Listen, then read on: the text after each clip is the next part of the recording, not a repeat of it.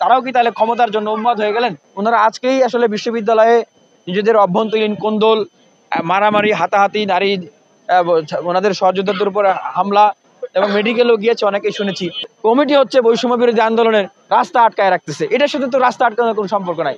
বিভিন্ন জায়গায় দেখতেছি যে তারা লক্ষ লক্ষ টাকা চাঁদাবাজি করতে যেতেছে, আবার নিজেদের লোকদের কাছে নিজেরাই ধরা পড়তেছে। যারা নতুন ছাত্র সংগঠন করেছেন তারাই তো আসলে বাংলাদেশের সকল ছাত্রদের প্রতিনিধিত্ব করেন না। এই যে বৈষম্য বিরোধী ছাত্র আন্দোলন, এনারা আসলে কি ক্রাইটেরিয়ায় তাদের কমিটিটা আসলে ঠিক করলেন, সবাই একমত হলো না, এটা আপনারা তাদের কাছে প্রশ্ন করেন। এবং এখানে যে আপনার শীর্ষ দুটি পদ এবং তারপরে যুগ্ম আহ্বায়ক, যুগ্ম সদস্য সচিব যে পদগুলোকে দেওয়া হয়েছে, এখানে তাহলে অন্যদের অসন্তুষ্ট আসলে কেন? তার মানে তারা এমন কোনো স্ট্যান্ডার্ড এখানে স্থাপন করতে পারে নাই যেটা আসলে সকলের কাছে গ্রহণযোগ্য হয়ে উঠেছিল। আমার মনে হয় যে এই সমস্ত বিতর্কের কারণেই কিন্তু ছাত্রীরা ছাত্র রাজনীতি থেকে বিমুখ ছিল।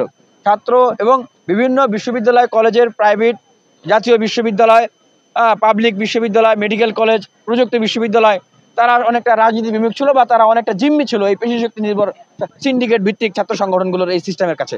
আমরা ছাত্র অধিকার পরিষদের পক্ষ থেকে আমরা নতুন রাজনৈতিক ছাত্র সংগঠনের আত্মপ্রকাশ, আমরা এই ছাত্র সংগঠনকে শুভেচ্ছা জানাই। আমরা যে প্রত্যাশা রাখছি যে যারা গণতান্ত্রিক প্রতিযোগিতা, মেধাভিত্তিক চর্চা করবেন এবং ছাত্র বান্ধব কাজ করবেন। ওই উঠুন্তু মূলা পত্তনেই চেনা যায়, বলে যে সূর্য ওঠার সময় যেরকম দিন, সারাদিনই ওই রকমই পরিস্থিতি।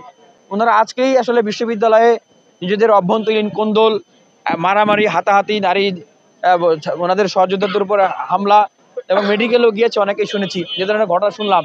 এনারা তো সবাই এই অভ্যুত্থানে প্রায়ই কিন্তু অভ্যুত্থানে অংশগ্রহণকারী এই আমাদের ছাত্র বন্ধুরা। তো এইটা আসলে একটা অপ্রীতিকর ঘটনা, এটা তো প্রত্যাশা করি না, ঠিক আছে?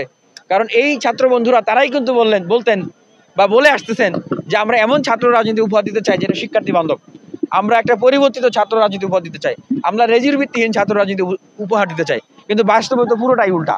বিভিন্ন জায়গায় আমরা দেখতেছি যে কমিটি কেন্দ্রিক অনেক সংঘর্ষ, সংঘাত।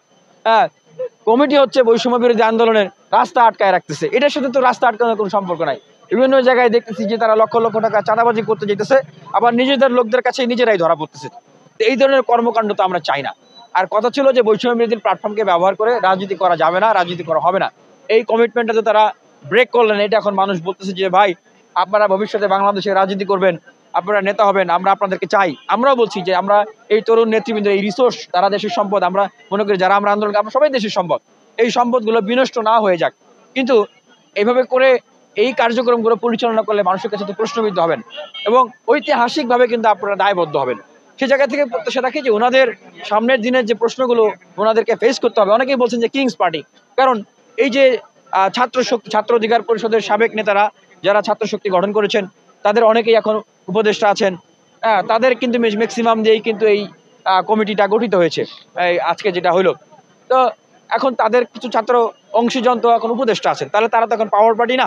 এটাই তো মানুষ বলতেছে যে আপনারা তো ক্ষমতাসীন ছাত্র সংগঠন। আবার আপনাদের কমিটিটা কোন জায়গা থেকে আসলো, এটা নিয়ে অনেকের প্রশ্ন।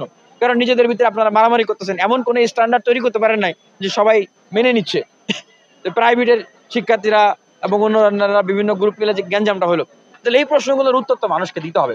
আর সর্বোপরি মনে করি যে এখন বিশ্ববিদ্যালয়, কলেজের শিক্ষার্থীরা অনেক বেশি স্মার্ট। আমরা তাদেরকে ভুলভাল বুঝাইলে তারা কিন্তু আপনাদের পিছনে ছুটবে না। তবে আমি প্রত্যাশা রাখবো যে মুক্তিযুদ্ধের চেতনাকে ধারণ করা এবং জুলাই অভ্যুত্থানের চেতনাকে ধারণ করা যে ছাত্র সংগঠনরা রয়েছেন, তারা আমরা মিলে সবাই দেশ বিনির্মাণে আমরা কাজ করব। আর যারা জুলাই অভ্যুত্থানের চেতনাকে ধারণ করে তারা কখনোই বিশ্ববিদ্যালয়, কলেজগুলোতে হানাহারি, মারামারি, কাটাকাটি, অস্ত্রবাজি, পেশি শক্তির প্রদর্শন এবং অভ্যন্তরীণ এরকম কোন্দল করে বিশ্ববিদ্যালয়ে একটা আতঙ্কের পরিবেশ সৃষ্টি করবে, এটা কিন্তু তারা করবে, এটা আমরা বিশ্বাস করি না। তাহলে আমাদের যারা শহীদ ভাইয়েরা আছেন, তাহলে তাদের আত্মা কিন্তু কষ্ট পাবে, তাদের রক্তের সাথে বেইমানি করা হবে। আমাদের যারা আহত ভাইয়েরা রয়েছেন, যারা পঙ্গু হয়েছেন, কখনো ভালো হবেন না, তাদের আত্মা কিন্তু কষ্ট পাবে, তারা কিন্তু বদদোয়া করবে। এইটা আমরা কখনো কামনা করি না। দেখেন, যারা নতুন ছাত্র সংগঠন করেছেন তারাই তো আসলে বাংলাদেশের সকল ছাত্রদের প্রতিনিধিত্ব করেন না। সুতরাং একটা গ্রুপ, একটা অংশ যারা আন্দোলনে ছিলেন, তাদের অনেকেই সামনের সারিতে ছিলেন, তারা একটা রাজনৈতিক ছাত্র সংগঠন প্রকাশ করতে গেছেন। সেইখানে তাদের অব্যবস্থাপনা বা তারা কোনো মানদণ্ড তৈরি করতে পারে নাই, আদর্শ মানদণ্ড। যেটার কারণে তাদের ভিতরে অভ্যন্তরীণ কোন্দল হয়েছে প্রাইভেট সহ অন্য যারা ছিলেন তাদের সাথে। আমি মনে করি না সামগ্রিকভাবে এইটা আসলে আমাদের প্রাইভেট বা পাবলিক বিশ্ববিদ্যালয়ে যে ছাত্র বা শিক্ষার্থীরা আছেন, ভাই বোনরা আছেন, তাদের ভিতরে এটার কোনো একটা ইম্প্যাক্ট করবে যে তারা আবার পাবলিক প্রাইভেট মারামারি কাটাকাটি বা একটা সহিংসতা বা একটা স্নায়ু যুদ্ধের দিকে যাবে। এটার ইম্প্যাক্ট সেখানে কোনোভাবেই করার কথা না। এইটা ওনারা জাস্ট একটা ছাত্র সংগঠন করতেছেন, ওনারা ছাত্রদের প্রতিনিধিত্ব করবেন, কিন্তু সমগ্র বাংলাদেশের ছাত্রদের ভিতরে এটার একটা ইম্প্যাক্ট পড়বে এটা মনে করি না। তবে হ্যাঁ, ইম্প্যাক্ট যেটা পড়বে সেটা সকল ছাত্রদের কাছে, এটা হলো যে নতুন যে একটা প্রত্যাশা সবার কাছে, সেই নতুন প্রত্যাশার আশায় ঘুরে বালি করবে, তারা আহত হবেন, কষ্ট পাবেন। যে হ্যাঁ, যে এই অভ্যুত্থানের যে স্পিরিট, সেই স্পিরিটকে ধারণ করে বলে যারা মনে করছেন, যারা তারা কেন এই ধরনের কার্যক্রম করছে, তারাও কি তাহলে ক্ষমতার জন্য উন্মাদ হয়ে গেলেন?